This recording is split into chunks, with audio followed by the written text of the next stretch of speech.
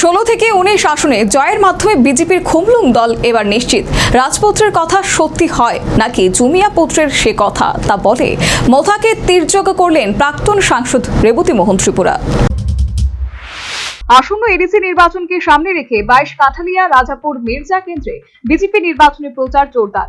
BJP মনোনীত প্রার্থী পদ্মলোচন ত্রিপুরার সমর্থনে বুধবার রাজাপুর বাজারে এক নির্বাচনী সভার আয়োজন করা হয়। সভায় উপস্থিত ছিলেন প্রাক্তন সাংসদ রেবতী মোহন ত্রিপুরা, বিধায়ক প্রমোদ রিয়াং, বিজেপি মন্ডল সভাপতি দেবাশিস ভৌমিক সহ একাধিক দলীয় নেতৃত্ব। সভায় বক্তব্য রাখতে গিয়ে প্রাক্তন সাংসদ রেবতী মোহন ত্রিপুরা দৃঢ়তার সঙ্গে বিজেপির জয়ের ব্যাপারে আশা ব্যক্ত করেন। তিনি বলেন, আসন্ন এডিসি নির্বাচনে বিজেপি 16 থেকে 19টি আসনে জয়লাভ করে খুমলুং দখল করবে। এ ব্যাপারে রাজপুত্রের কথা সত্যি হয় নাকি জুমিয়া পুত্রের, এমনটা বলে কার্যত মোথাকে রেবতী মোহন ত্রিপুরার তীর্যক। রাতের বেলায় ফ্লেশ মেরে টস মেরে ওই মানুষকে দেখায়, দেখো কত মানুষ ওই ডেভিড মনসিকের জন্য। আসলে সবটাই দুঃখা, উনি তো দুঃখা দিয়ে চলেন সব জায়গায়, মানুষকে বিভ্রান্ত করার চেষ্টা করেন যে ত্রিপুরা মাথায় আবার ক্ষমতায় আসে, হিসাব দেন 24টা পাবেন 25টা পাবেন। আমি আপনাদের আজকে বলছি সাংবাদিকদের সামনে, বিজেপি আমি কম বলছি 16 থেকে 19-এর মধ্যে একটা সংখ্যা থাকবে।